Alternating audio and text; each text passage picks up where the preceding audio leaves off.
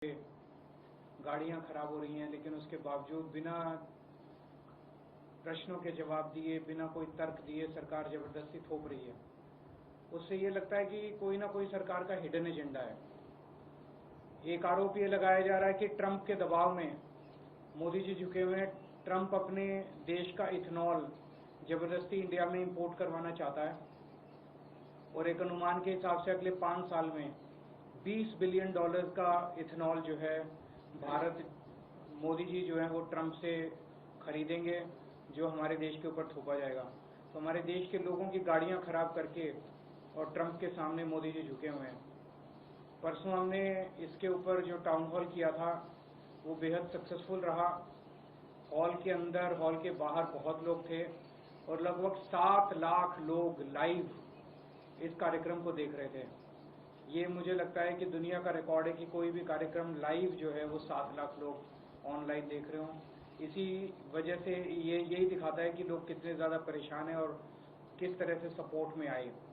पर लोगों को डराया जा रहा है, धमकाया जा रहा है बुरी तरह से। जो कोई अगर इसके खिलाफ कुछ कर दे, कोई इन्फ्लुएंसर, कोई कंटेंट क्रिएटर, कोई विक्टिम कोई कुछ कर दे तो उसको डराया जाता है, ट्रोल किया जाता है, धमकाया जाता है, एफआईआर की जाती है। तो लोग बहुत डरे हुए हैं।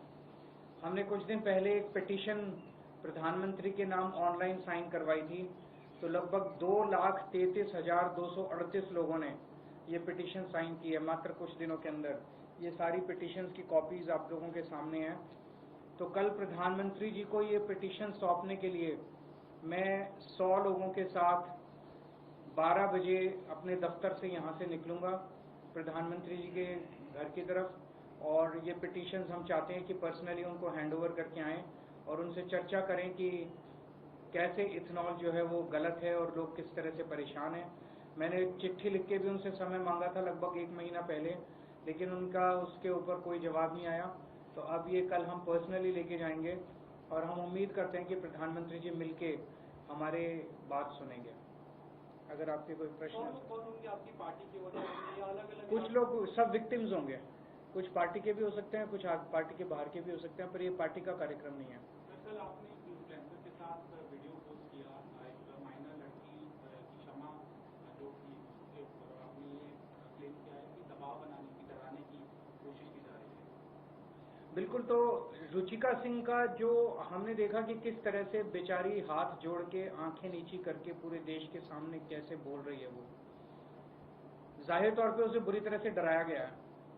तो एक तरफ तो प्रधानमंत्री जी आके कहते हैं कि बच्चों मैंने आपको माफ कर दिया, और दूसरी तरफ प्रधानमंत्री जी इस तरह से एक छोटी सी बच्ची को, 15 साल की बच्ची को अपनी पूरी ताकत लगा के झुका देते हैं, उससे माफी मंगवाते हैं, पूरे देश के सामने उसका वीडियो जारी कराते हैं।